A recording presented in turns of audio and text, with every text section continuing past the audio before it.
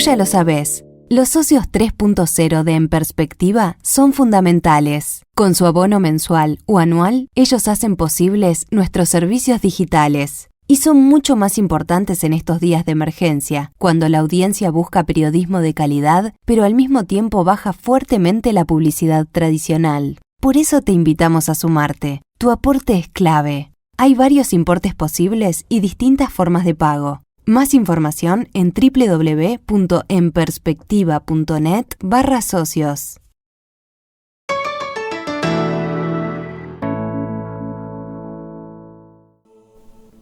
El sector agropecuario aportará unos $100 millones al Fondo Coronavirus, el fondo que fue creado para hacer frente a los gastos extraordinarios que el Estado debe afrontar a raíz de la pandemia. En esos términos fue hecho el anuncio por las principales gremiales agropecuarias el martes pasado, después de una reunión con el presidente Luis Lacalle Pou en la Torre Ejecutiva. Pero cuando se detalló los tres componentes de esa cifra, se desató de inmediato una polémica. Desde el Frente Amplio se puso en duda el monto real de esa contribución y se observó que algunos de sus componentes requieren de la aprobación de leyes. Pero además, luego salió al cruce el movimiento Un Solo Uruguay, que cuestionó a las gremiales por impulsar un mecanismo obligatorio para todos los productores, sin consultarlos y sin tener en cuenta la disparidad de las situaciones individuales. ¿Cómo se calculan los $100 millones? ¿Cuánto es aporte genuino del sector? ¿Cuánto es reasignación de partidas destinadas a otras políticas públicas? Vamos a conversar de este asunto con el subsecretario de Ganadería, Agricultura y Pesca, Juan Ignacio Bufa. Ingeniero Bufa, buen día. Gracias por atendernos. Un gusto estar en contacto contigo y con toda tu audiencia. Bueno, estamos observándolo en la emisión en video también.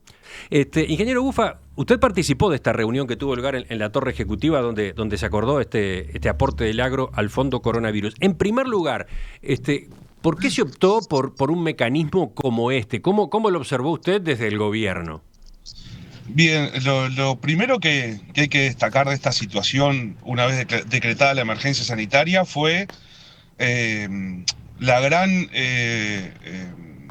andanada de colaboración de toda la sociedad, y no escapaba el sector agropecuario, al punto de que en el ministerio tuvimos que estructurar un espacio llamado Campo Solidario, que lo que trata es de canalizar los múltiples aportes que están sucediendo del sector agropecuario, tratar de canalizarlos a un lugar donde tengan mayor impacto posible. Entonces, usted alude a que todo esto empezó con una serie de colectas, ¿no? Que tales o cuales sectores de actividad, tales o cuales grupos de productores habían largado por su cuenta, ¿no?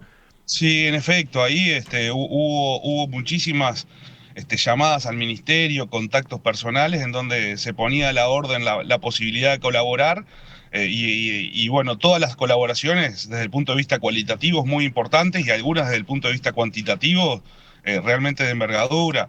En ese sentido, gente que ha puesto sobre la mesa la posibilidad de trabajar para colaborar en esta situación, hasta, por ejemplo, el ejemplo de los paperos, que donaron 30.000 kilos de papas en una acción que va a llegar a más de 14.000 mesas de los uruguayos que están pasando complicado en este momento. Así que bueno,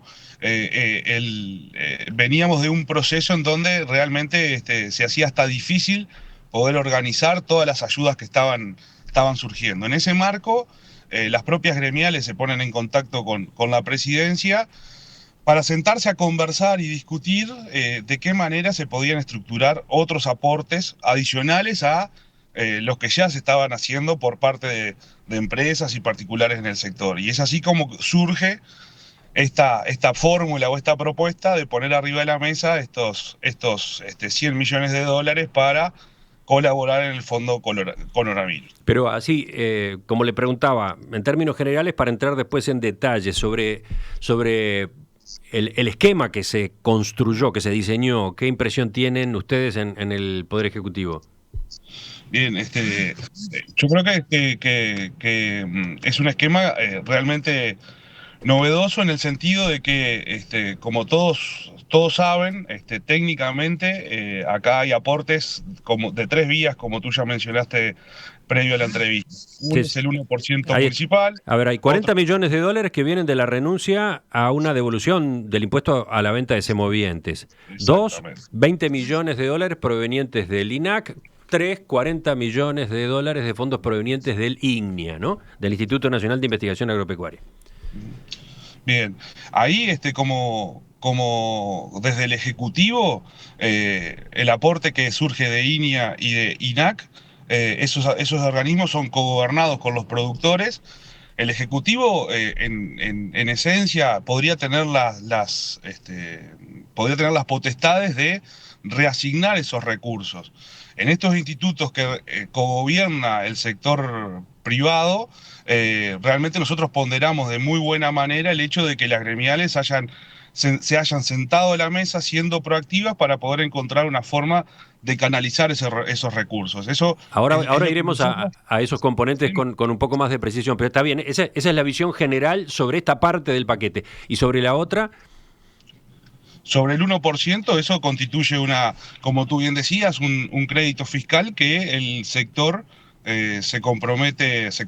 no, lo puso arriba de la mesa para no pedir los certificados de BPS y DGI, o sea, renunciar a esa posibilidad. Las 3 iniciativas están discutiendo los equipos técnicos del Ministerio de Ganadería y de Economía para ver cómo se estructuran cómo es la forma de estructurarse eso. Probablemente exijan ley las 3 iniciativas. a esa conclusión ya están llegando. Se necesitaría ley para los 3 componentes. Se lo pregunto porque ese es uno de los temas que ha sido discutido en estos días, ¿no? Exactamente, sí, eso probablemente exija ley los 3 componentes, pero es un proceso que los equipos técnicos están discutiendo en este momento. Quizás también está bueno recordar cómo se generan los fondos tanto de INIA como de INAC. En el INIA, ¿Sabe los qué? fondos... Le propongo empezar primero por lo del impuesto a los semovientes y después vamos a Línea y el INAC porque son casos distintos, ¿no? Perfecto, bueno. Vamos por partes. Por un lado tenemos entonces 40 millones de dólares que llegarían porque los productores están dispuestos a renunciar durante 12 meses a los créditos fiscales que obtienen por lo que pagan de impuesto a las ventas de semovientes, o sea, ventas de ganado. Aquí no hay duda de que habría un aporte, una especie de donación, aunque no se recaudaría de inmediato, sino a lo largo de un año. En cambio vio el debate sobre los números. ¿Ustedes están de acuerdo con el número que circuló? ¿Lo han revisado? Efectivamente, son 40 millones de dólares porque el contador Álvaro García, ex director de la OPP, dice 25 millones a lo sumo. Sí, lo que recauda el 1% municipal, que eso es a través de todas las transacciones de ganados que se realizan en el país, eso llega en el entorno de 40 millones de dólares al año. Los productores lo pagan en las intendencias de todo el país. El Ejecutivo había generado un mecanismo que a través de certificados de BPS y DGI devolvía ese monto de 1%. Sí, es una ley del año 2012 que cambió justamente la operativa con este impuesto y permite que quienes pagan el tributo y son titulares de explotaciones agropecuarias reciban un crédito fiscal que les permite descontar lo que pagaron del aporte al Banco de Previsión Social, ¿no? Sí, exacto. Ahí está. Las previsiones, o sea, lo que el monto, lo que se recauda por concepto del 1% municipal son 40 millones de dólares, como acabamos de decir. Todo ese monto estaría disponible para ser descontados a través de certificados de BPS y DGI. ¿Qué cuenta la historia con respecto a la renuncia, a lo que se ha efectivamente traducido en esos certificados? Bueno, están en el entorno de los 25 millones de dólares, lo que todos los años desde el Ejecutivo se netea con certificado de BPS DGI. Pero la previsión en un año complicado como va a ser y todos los años, debería ser sobre los 40 millones de dólares. O sea, ese dinero estaría disponible arriba de la mesa. La historia indica que han sido entre 20 y 25 millones de dólares que se han traducido en esos certificados de BPS y DGI. Pero entonces usted estaría de algún modo convalidando lo dicho por el contador García.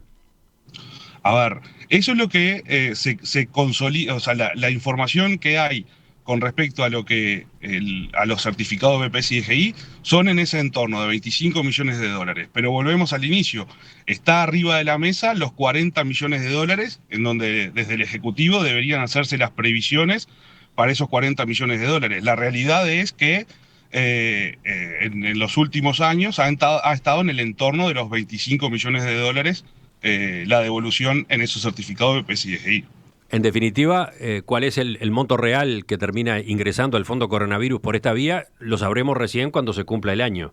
Exactamente, lo sabremos de cuando termine el año, porque es un monto, como ya vimos, que es variable, que depende de la comercialización del ganado. En el Uruguay se comercializan en torno de los 6 millones de cabezas de ganado todos los años, entonces, y ahí depende del precio. Por lo tanto, el resultado final de esto será al cabo de un año y pasaremos raya y veremos cuántos certificados efectivamente se aterrizan en el fondo coronavirus. Después veía en una nota que hizo el diario El País sobre este asunto que se consultaba a dos abogados tributaristas, Fabián Birnbaum y Leonardo Costa, y ellos coincidían en que para concretar este aporte se necesita votar una ley. Es así para que alcance efectivamente a la totalidad de quienes pagan el impuesto, porque si no podría haber quien se negara más allá de la resolución de la gremial de su propio sector, ¿no? Sí, en el propio proceso de discusión con las gremiales de las diferentes alternativas, surgió la propuesta de excluir esta renuncia a los créditos fiscales a los productores familiares que están registrados en el Ministerio de Ganadería, Agricultura y Pesca y a los pequeños productores lecheros. Por lo tanto, ahí va a haber una exclusión de esos productores, de esa renuncia fiscal, de los pequeños productores ganaderos o productores familiares y los pequeños productores lecheros. Esos productores van a estar excluidos de esta medida y son listados que tiene el Ministerio de Ganadería, Agricultura y Pesca.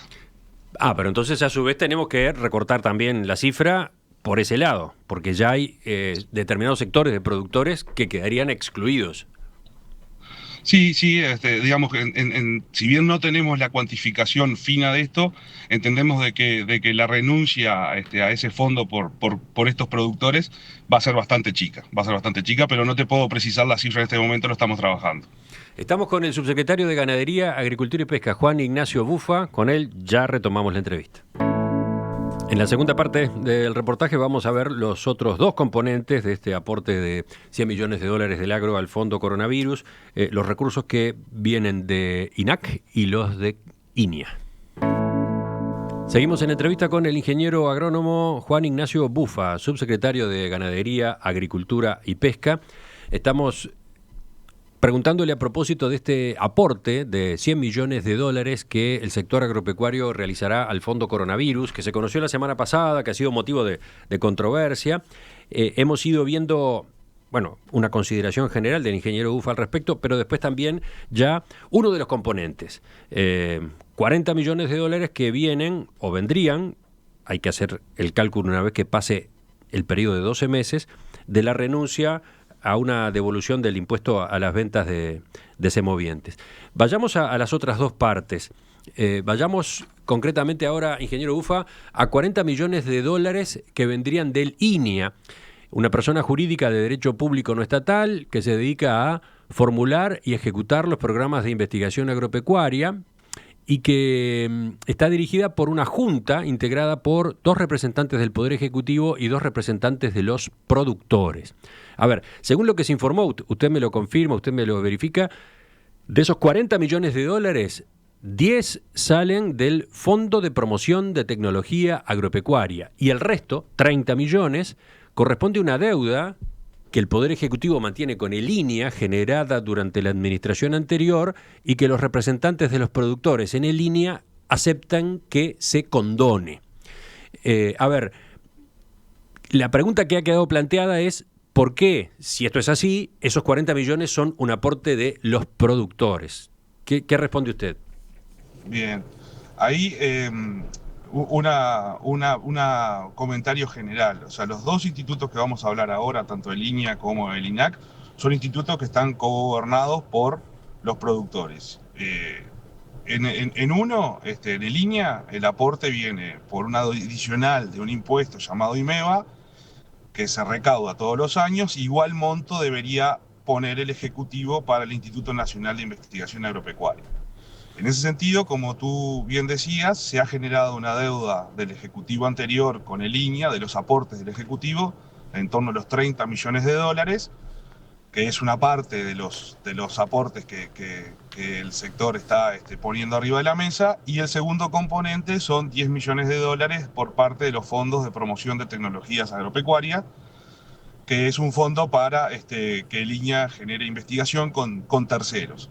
En ese sentido, una de las cosas que se le pidió a los dos institutos que están aportando es que los aportes no generaran complicaciones desde el punto de vista de la operativa, y bueno, y eso se puso arriba de la mesa con mucho énfasis por parte del ministro, de que no conspiraran contra el proceso natural o el rol natural que tienen los institutos.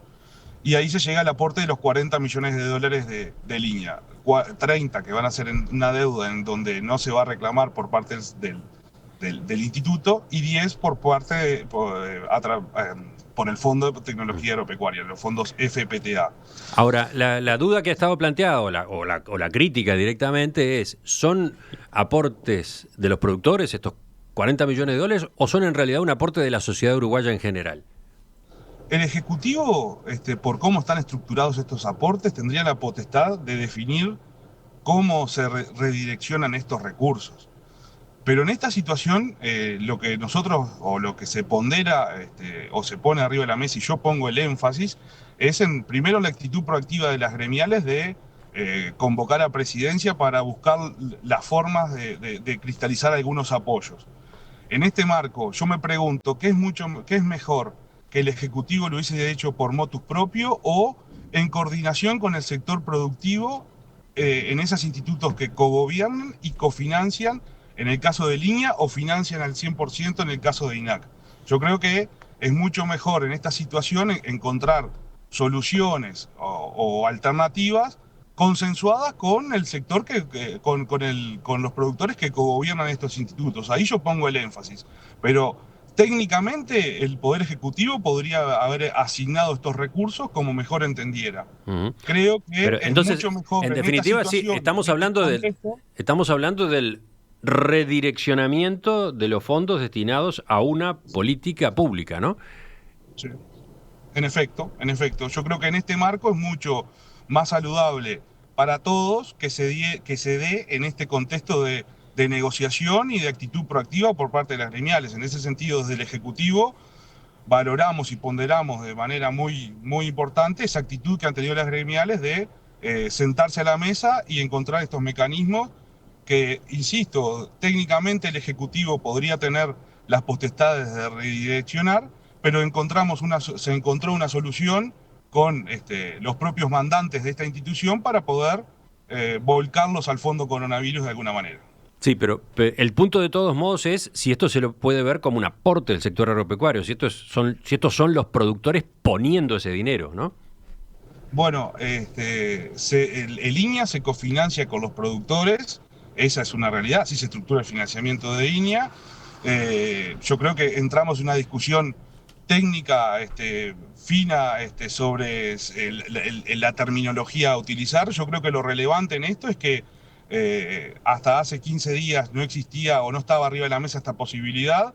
Luego de un movimiento proactivo de las gremiales, estamos discutiendo estos aportes que están arriba de la mesa, que son realmente importantes, digamos, si los comparamos, por ejemplo, el aporte que se está haciendo todo el aparato público, que va a llegar a los 12, 13 millones de dólares. Bueno, yo creo que es un aporte relevante y creo que hay que poner el acento en ese lugar. ¿Usted lo compara con lo que se va a obtener de la ley en cuanto al recorte de los salarios públicos más altos y de las pasividades más altas? Ahí es que hay 12 millones de dólares. Usted dice, aquí en este otro canal el aporte es bastante más alto. ¿A eso se refiere?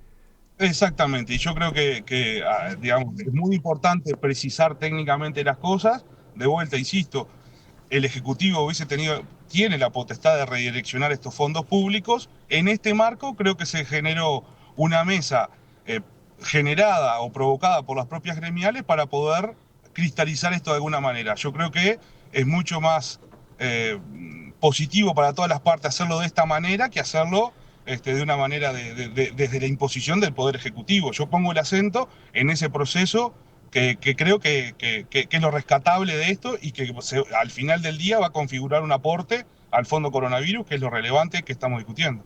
Si entiendo bien, claro, lo que usted está señalando es que en vez de ir a un esquema de tributación resuelto simplemente desde el Poder Ejecutivo con el Parlamento, lo que se hace es pactar una forma de tributación, donación, renuncia a determinadas políticas vinculadas con un sector de la actividad. Esa es la idea. Sí, a ver, en algunos términos que tú usaste capaz que no estoy tan de acuerdo con, digamos, pactar tributos. O sea, en esto la situación fue que las gremiales convocaron al Ejecutivo, a la Presidencia, para encontrar formas de aterrizar algunos aportes, y de dónde se buscaron aportes de renuncias fiscales que los productores van a tener, y de dos instituciones que cogobiernan los productores y que en algunas se financian 100% con el sector privado. Uh-huh. Esos mecanismos se pusieron arriba de la mesa y se van a poder cristalizar.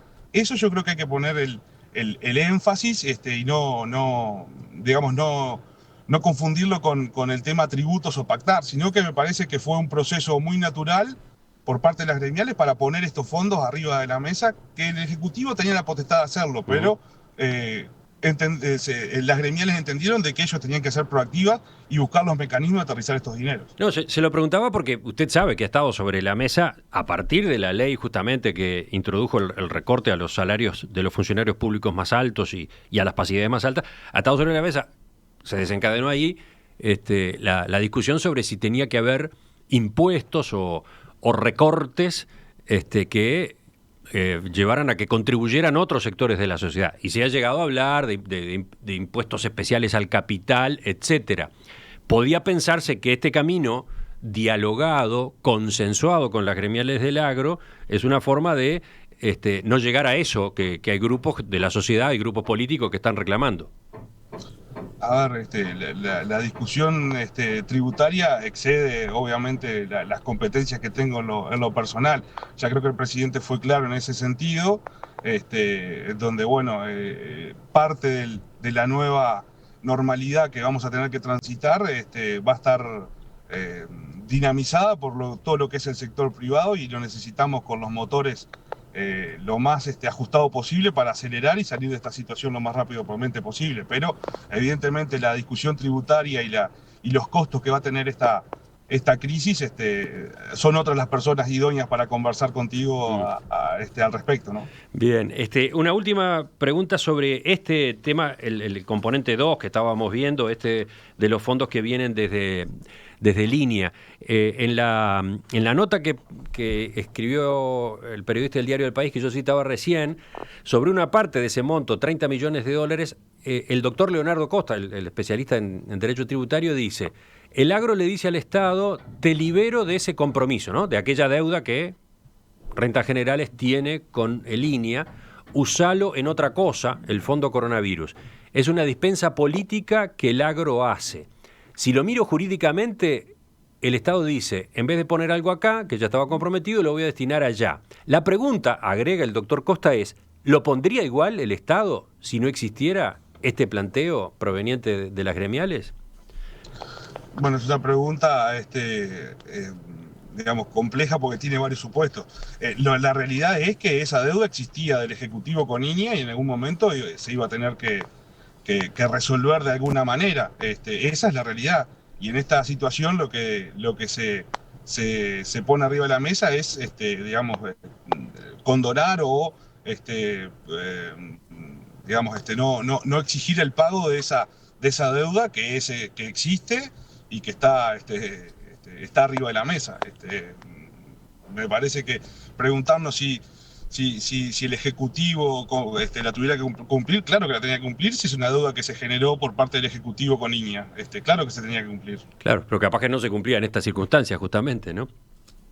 Bueno, a eso creo que apunta el doctor Costa con el comentario que hace, ¿no? Bueno, sí, o sea, es una pregunta que tiene todo el derecho el doctor Costa de hacérsela.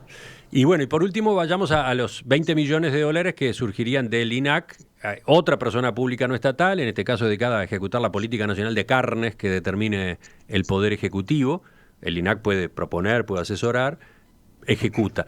El INAC está dirigido por una junta de 8 miembros en este caso, ¿no? 2 representantes del Poder Ejecutivo, 3 de los productores, 3 de la industria. Se financia con tasas que gravan a las exportaciones de carne y ganado en pie y también a las ventas de carne en el mercado interno. Bueno, de un organismo de ese tipo, donde el aporte viene específicamente de actividades privadas, ahí sí, bueno, de los fondos con que hoy cuenta el INAC se dispondría este traslado de 20 millones. ¿Qué fondos son esos? Bueno, como tú bien decías, el INAC se financia a partir de esos impuestos a la exportación de carne, de ganado en pie al mercado interno. Eso se genera, digamos, es dinero que genera toda la cadena. Y bueno, y como está atado o está vinculado al valor de la exportación, han habido momentos en donde INAC ha generado superávit. Ese superávit es de envergadura importante, y lo que se discutió y se puso arriba de la mesa fue, bueno, haciendo todas las previsiones del caso para INAC, para que tenga todos los elementos para acelerarlo lo más rápidamente posible cuando el mercado así lo indique. Bueno, ver cuánto dinero se podía destinar a este fondo coronavirus. Y ese dinero son 20 millones de dólares en efectivo, y $1 millón más, que es muy relevante, también en carnes para INDA. Así que bueno, esos fueron los aportes que desde INAC se hicieron, insisto, con todas las previsiones del caso para que INAC pueda trabajar a máximo potencial, porque va a ser muy necesaria la cadena cárnica para salir de esta situación. Y de vuelta, la pregunta a propósito de esto es un aporte de los productores, se respondería así, si entiendo bien. Los productores aceptan que se debilite, entre comillas, el INAC, que se debiliten los fondos destinados a políticas dirigidas a la producción, industrialización y exportación de carne. ¿Ese es el concepto? Y es lo que en definitiva va a suceder. INAC no va a contar con ese dinero, que lo podría destinar a actividades de la cadena cárnica, y INAC no va a contar con ello. Por lo tanto, se puede hacer esa lectura.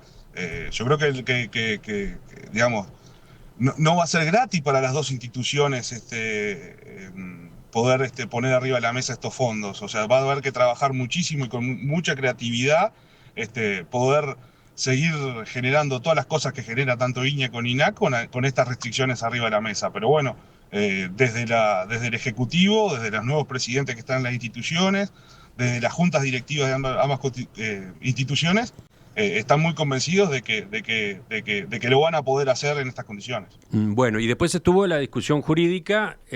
Alfredo Frati, hoy diputado del Frente Amplio, ex presidente del INAC, hablando con La Diaria, dijo que para concretarse este aporte es necesaria una ley aprobada en el Parlamento. ¿Ustedes han coincidido ya a esta altura en ese enfoque? La semana pasada hubo un encuentro entre la jurídica de Economía y jurídica del Ministerio de Ganadería, Agricultura y Pesca, y están procesando la forma con que se estructuran o se pueden viabilizar estos aportes. Hasta donde yo estoy informado, todo indicaría que se necesitan leyes para poder aterrizar estos aportes al fondo coronavirus, efectivamente. Bueno, y para ir completando la entrevista, ingeniero Bufa, las objeciones, las discrepancias no vinieron solamente desde la izquierda. Yo he ido citando algunas a lo largo de estos minutos de entrevista. El jueves pasado se sumó el movimiento Un Solo Uruguay. Salió a marcar distancia con la iniciativa, básicamente por el hecho de que quedan obligados todos los productores a estas disposiciones que avalaron o resolvieron las gremiales agropecuarias mayoritarias sin consultarlos. ¿Qué dice usted a propósito de esta derivación? Bien, con respecto a todos los productores, ya lo conversamos cuando hablamos del 1%, es que quedan excluidos los productores familiares y los pequeños productores lecheros de esta renuncia a ese crédito fiscal. O sea, se van a excluir esos productores que son los más chicos y de alguna manera que deberían tenerse una mayor contemplación. Por el otro lado, nosotros hemos escuchado atentamente siempre las posturas de Un Solo Uruguay, hemos ido a los eventos masivos que han convocado, hemos escuchado sus planteos, el propio Ejecutivo ha recibido en varias instancias a Un Solo Uruguay, esto se procesó con las gremiales y indudablemente vamos a seguir escuchando algunos planteos que hace Un Solo Uruguay, que obviamente reflejan una realidad mucho más de lo que es mucho más del sector agropecuario, es una realidad un poco más del interior del Uruguay. Es curioso lo que pasa con este pronunciamiento, porque de algún modo Un Solo Uruguay vuelve a sus orígenes. Cuando se produjo la primera movilización de Un Solo Uruguay, había de por medio disconformidad con las gremiales tradicionales del agro, que entendían, los integrantes de este movimiento no estaban representando de manera firme y clara ante las autoridades las necesidades que está viviendo el interior, no solo el agro, ¿no? El interior en su conjunto. Después el movimiento Un Solo Uruguay pasó a ser visto, de hecho fue visto por el gobierno del Frente Amplio, por el gobierno de Tabaré Vázquez y por la izquierda, como un movimiento de oposición. Se lo llegó a calificar de esa forma. Bueno, ahora reaparece justamente con aquella discrepancia inicial que había expresado con la representatividad de instituciones como la Asociación Rural, la Federación Rural, las cooperativas agrarias federadas. ¿Cómo observa ese detalle? El agro tiene un conjunto de institucionalidad muy potente, muy madura, y obviamente el Ejecutivo articula con esa institucionalidad. Evidentemente todo evoluciona y las crisis de representatividad de las instituciones siempre pueden estar a la orden del día. En este momento nosotros lo que hemos hecho, hemos escuchado a las gremiales y también hemos tenido espacios para escuchar a Un Solo Uruguay. Yo creo que esa discusión de legitimidad escapa un poco a lo que el Ejecutivo pueda pensar. Este Ejecutivo ha estado sentado en la mesa con las gremiales de representatividad tradicional, digamos, la amplia institucionalidad que tiene el Uruguay, y también ha estado sentado con Un Solo Uruguay, escuchando sus planteos y sus inquietudes. Y por otro, o sea, en la misma línea, digamos, yo saludo que siempre haya expresiones sociales como Un Solo Uruguay que sean críticas. Este Ejecutivo utiliza las críticas como un instrumento de crecimiento y de mejora continua. Así que de nuestra parte, del Ministerio de Ganadería, Agricultura y Pesca, son un insumo de trabajo permanente. Y como te decía, hemos escuchado a las gremiales tradicionales y también hemos escuchado a Un Solo Uruguay, y lo ha hecho, este Ejecutivo lo ha hecho a máximo nivel. No, por eso, pero llama la atención el tono que utilizan, ¿no? Dicen, la solidaridad es casi un acto de fe y por lo tanto es individual. Por esta razón no compartimos que algunas gremiales agropecuarias, las cuales solo representan a sus afiliados, dictaminen y obliguen al conjunto de productores rurales del Uruguay a ser obligatoriamente solidarios, determinando cómo, cuándo, con quién y por cuánto tiempo deben serlo. Leí la carta que Un Solo Uruguay puso arriba de la mesa, la estuve analizando y bueno, tiene todo el derecho a plantear esa crítica a la actual institucionalidad que estuvo sentada en la mesa discutiendo las formas de canalizar los fondos de coronavirus. Sé que usted no tiene más tiempo, pero le hago la última pregunta, que de algún modo, en función de todo esto que hemos ido conversando, vuelve a la primera pregunta o al comienzo de la entrevista. ¿No hubiese sido mejor, el gobierno no entiende que hubiese sido mejor un camino más simple y más directo para el aporte del agro? ¿No se hace la evaluación de que esta fórmula que se construyó es compleja de entender, es demasiado controvertida? A ver, margen para hacer las cosas mejor siempre hay. Creo que lo que trató de hacer el Ejecutivo fue encauzar una intención que tenían las gremiales de poder cristalizar algunos apoyos y las tres cosas que estaban arriba de la mesa eran esas: el 1%, la renuncia al crédito fiscal para el 1%, las deudas que este ejecutivo en línea, y los aportes de INAC. Yo creo que margen para hacer las cosas mejor hay. Creo que es una muy buena iniciativa del sector productor, y que se puso arriba de la mesa un fondo que es relevante para lo que es el fondo coronavirus. Pero no hubiera sido, repito, no hubiera sido mejor un mecanismo más directo, tipo una forma de colecta, una coordinación interna de una donación en efectivo de estos sectores? A ver, eso ya se está haciendo, de hecho ya se está haciendo, es lo que tratamos de encauzar en lo que es el campo solidario.